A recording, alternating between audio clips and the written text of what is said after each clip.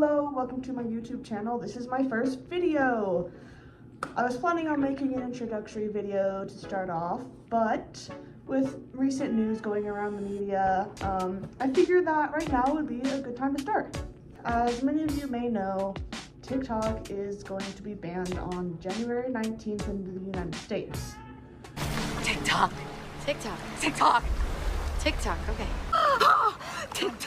TikTok. It doesn't seem to be taking effect anywhere else in the world, just the United States because, well, censorship reasons. The United States government might have a little bit of a reputation with covering censorship for safety reasons. However, I wanted to bring more of a niche topic take to this whole ban thing. If you were there all the way back when TikTok first was created in 2016, you would notice that thousands upon thousands of furries flooded to the app hoping to grow a platform. TikTok. And many of them did, and we grew quite a great community. However, back in my days, furry haters and the whole furry war thing existed. But if you've been on TikTok recently, you may have noticed that furries aren't actually too hated anymore. In fact, it's mostly just drama amongst our own community. Which brings us to the topic of this video, why the TikTok ban is going to be affecting the furry fandom. If you've been on the app as of recently, within the last couple of years, you may have noticed a new trend going along. People who dress up like animals in a different way than furries do. These people often call themselves kimono mimis.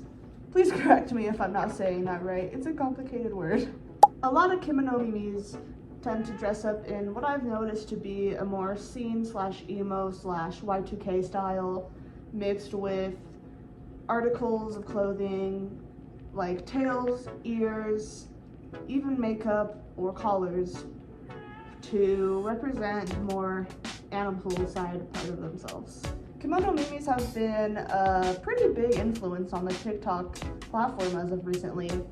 And I noticed that they often have connections to the furry fandom, which in no ways is a bad thing, of course. I personally do like to indulge in that style as well sometimes too.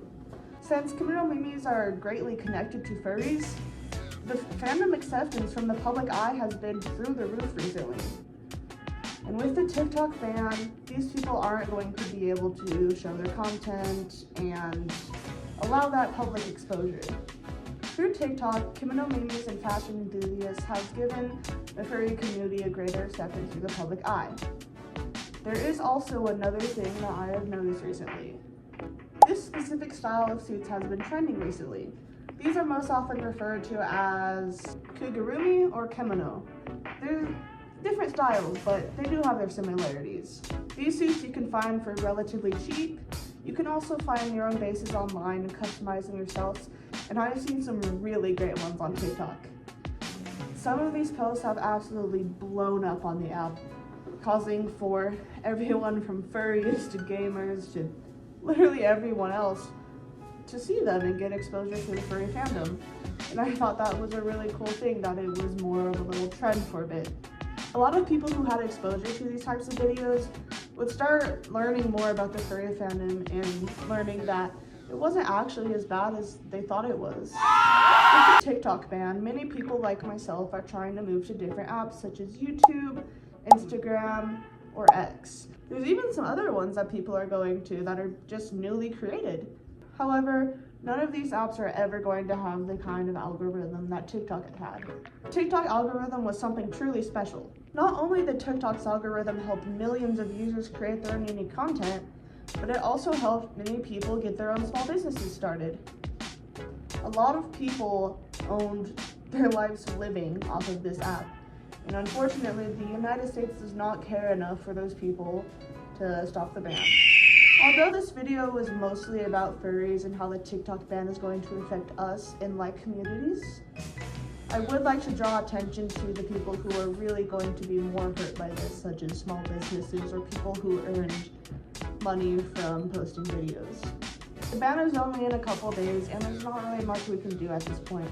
However, I do hope that all of those creators on TikTok can find themselves in their own communities on other apps.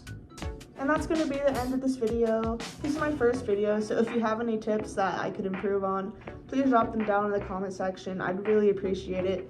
And if you like more topics like these, please consider giving this video a like and maybe even subscribe to my channel. I hope to grow on here because unfortunately the TikTok ban is affecting me as well. And I just always have personally had a dream of being a furry content creator, so no better time to start now. Anyways, thank you so much again for watching, and I hope to see you back.